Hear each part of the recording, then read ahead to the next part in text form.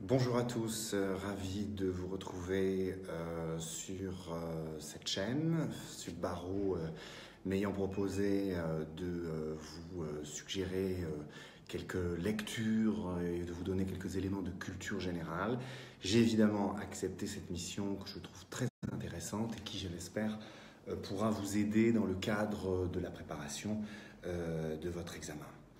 Pour commencer donc ces rendez-vous du droit et de la culture juridique, un premier auteur, Cesare Beccaria, Cesare Bonesana Marchese di Beccaria, exactement, dei delitti e delle pene, donc plus communément Beccaria, pour son traité des délits et des peines, publié en 1764 à Livorno. Si vous voulez quelques dates concernant Beccaria, sa naissance et sa mort, 1738-1794. Et je vous propose de commencer tout de suite avec une citation de l'auteur, afin que la peine ne soit pas un acte de violence perpétré par un seul ou plusieurs sur une personne particulière. Il est essentiel qu'elle soit publique, rapide, nécessaire, la plus réduite possible en fonction des circonstances, proportionnée au crime et déterminée par la loi. Fin de citation, nous dit l'auteur. Et c'est avec ces mots que Beccaria, 25 ans seulement alors, conclut son traité des délits et des peines, un petit volume qui deviendra, si vous voulez, l'ouvrage phare des Lumières italiennes. C'est une critique passionnée des pratiques correctionnelles abusives et inégalitaires des XVIIe et XVIIIe siècles. Ce traité donc est un fervent plaidoyer contre la torture officielle, condamnant également les inégalités fondées sur la fortune et le statut social, de même que les châtiments corporels d'une brutalité excessive, ainsi que la peine de mort. Et c'est un ouvrage qui réclame, disons, la réforme du droit, l'instauration des principes bien connus aujourd'hui, classiques de l'égalité et d'égalité, et l'application de châtiments plus humains, quoique rapides dans leur exécution, et fondés sur le principe utilitariste de la dissuasion. Le livre retient l'attention du cercle des philosophes de l'encyclopédie en France, qui invite Beccaria en Sorbonne. L'ouvrage sera traduit en français en 1766 et suscite aussitôt l'attention et l'admiration de Voltaire, qui écrit un pamphlet anonyme commentant d'ailleurs l'ouvrage. En quelques années, donc, le petit livre de Beccaria triomphe dans les cercles intellectuels parisiens et son influence s'étend rapidement bien au-delà des frontières européennes, puisqu'il influencera la politique de Catherine II en Russie ou même Thomas Jefferson aux États-Unis. C'est donc de cette façon que Beccaria et son ouvrage font leur entrée parmi les ouvrages les plus canoniques de la science politique, et que Beccaria devient la cible de critiques sévères de la part de partisans du châtiment suprême tels que Kant ou Hegel, et donna plus tard matière à l'histoire de la réforme pénale de Michel Foucault. Alors, le traité des délits et des peines est parvenu jusqu'à nous comme l'expression, disons, classique de la théorie utilitariste du châtiment, mieux connue sous le nom de dissuasion. Le livre part au chapitre 1er d'une situation de contrat social. L'auteur suggère que la souveraineté de l'État est la somme totale des libertés auxquelles les hommes ont renoncé en échange d'une part de sécurité, et elle est censée les protéger, mais aussi incarner le bien-être public. C'est le châtiment qui empêche les individus d'essayer de s'emparer à nouveau de cette petite portion de liberté à laquelle ils ont renoncé, d'où un état de lutte permanente, étant donné que les hommes sont mus par la passion et l'intérêt. Ainsi, enraciné dans le contrat social, le droit de châtier ne se justifie que dans une certaine mesure nécessaire, permettant de maximiser la liberté individuelle laissée à tous les individus, afin que ceux-ci puissent poursuivre en toute égalité leur conception du bonheur. Le texte de Beccaria est en grande partie une réaction contre les privilèges de l'aristocratie et l'idée de hiérarchie naturelle.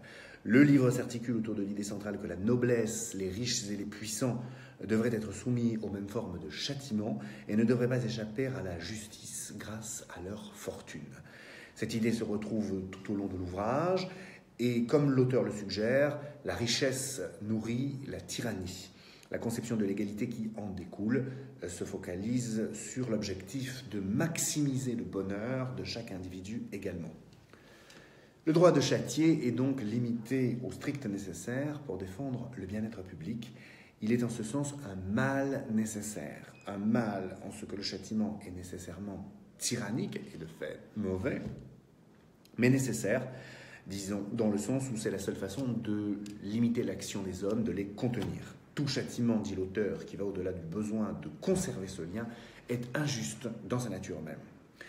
Étant donné que le châtiment est considéré comme un mal, mais que le tort issu du crime est un tort fait au bien-être public, l'objectif du châtiment s'inscrit simplement dans la prévention de futurs actes semblables, ce que nous appelons dissuasion particulière, quand il s'agit de dissuader un criminel particulier de commettre de futurs crimes, et dissuasion générale lorsqu'il s'agit d'autres crimes potentiels. L'objectif du châtiment n'est pas rétrospectif, insiste Beccaria. Il ne s'agit pas de défaire un crime déjà commis. Il n'y a aucun moyen de défaire le tort, ni même de le réparer, selon lui, par le biais du châtiment. Et vu sous cet angle, Beccaria n'est évidemment pas un partisan du châtiment à la mode kantienne ou hegelienne. Pour Beccaria, le but du châtiment n'est rien d'autre que d'empêcher le contrevenant, selon ses propres termes, de faire à nouveau du tort à ses concitoyens et de dissuader d'autres de faire la même chose. Beccaria s'attarde longuement sur la notion de proportionnalité dans ses écrits sur le châtiment. C'est précisément la proportionnalité entre la gravité du crime et la gravité du châtiment qui reflète le niveau de civilisation et d'humanité d'un pays. Il propose donc la création d'une échelle des mauvaises actions et d'une échelle correspondante de châtiment du plus dur au plus léger. Puis il suggère que s'il existait une échelle précise et universelle des crimes et des châtiments, nous pourrions mesurer approximativement et communément les degrés de tyrannie et de liberté, ainsi que l'humanité et le mal inhérent aux différentes nations. C'est l'élément de proportionnalité qui assure le fonctionnement correct du châtiment, particulièrement pour créer cette association durable dans l'esprit humain entre les deux idées de crime et de châtiment. Beccaria affirme qu'il devrait y avoir une correspondance entre les deux afin de renforcer l'association. Le châtiment devrait autant que possible correspondre à la nature du crime. Il fonctionne, écrit-il, admirablement pour resserrer encore plus le lien capital entre un méfait et son châtiment, et aide donc, in fine, à renforcer leur indépendance.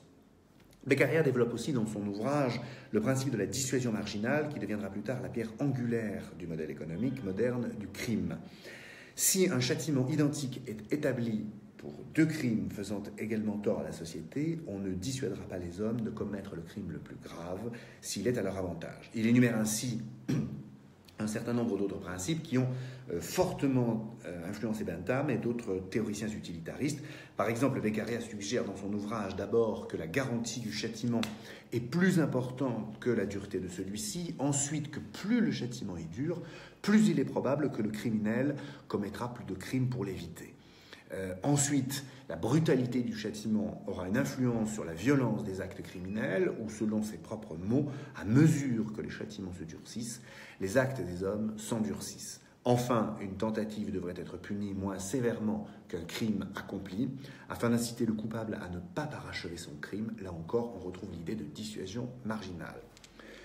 L'argument de Beccaria contre la peine de mort s'inscrit à nouveau dans le contexte du contrat social. Les individus renoncent à la plus petite portion de liberté possible afin d'atteindre la sécurité. La vie étant le bien le plus précieux de tous, bien plus qu'une petite portion de liberté, il serait absurde de donner à l'État un droit sur sa propre vie. Sans développer sur ces aspects qui ne sont pas l'objet de notre propos, Kant et Hegel ont été très critiques à l'égard de Beccaria et se sont ensuite donc opposés à lui.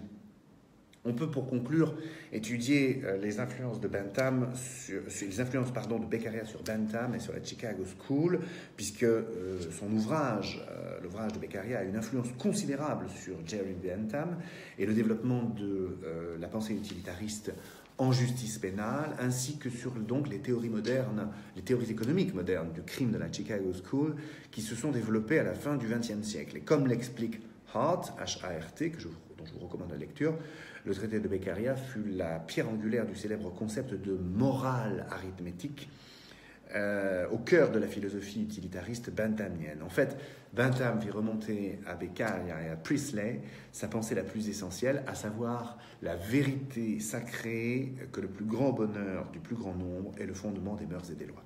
Beccaria a eu aussi à mains égards une très grande influence sur la Chicago School et le modèle économique moderne du crime, fondé sur la théorie de l'action rationnelle. Le modèle économique moderne s'appuie sur l'idée que les individus poursuivent leur intérêt personnel en essayant d'éviter la douleur et de rechercher le plaisir, c'est-à-dire que les individus maximisent leur satisfaction ou utilité globale en saisissant les occasions qui optimisent leurs préférences. L'idée principale est que la courbe d'évolution de la demande d'agissement criminel, comme la plupart des courbes d'évolution, tend vers le bas à mesure que le crime devient plus coûteux. De moins en moins de gens souhaiteront adopter une conduite criminelle. Comme Beccaria, ce modèle s'appuie sur l'analyse marginale et se concentre sur les changements de comportement associés au changement marginal des éléments incitatifs. Il repose sur les mêmes principaux piliers théoriques que Beccaria, sans toutefois parvenir à toutes les mêmes conclusions, puisque Baker et Posner, par exemple, continuent à défendre la peine de mort haut et fort. Une autre influence philosophique et pénale essentielle à étudier serait celle que Beccaria a exercée sur Michel Foucault, mais c'est une autre histoire. Je vous invite donc à lire Surveiller et punir, ouvrage majeur en la matière, et j'espère vous retrouver avec très grand plaisir pour un très prochain rendez-vous du droit. Bonne journée, bon courage, au revoir.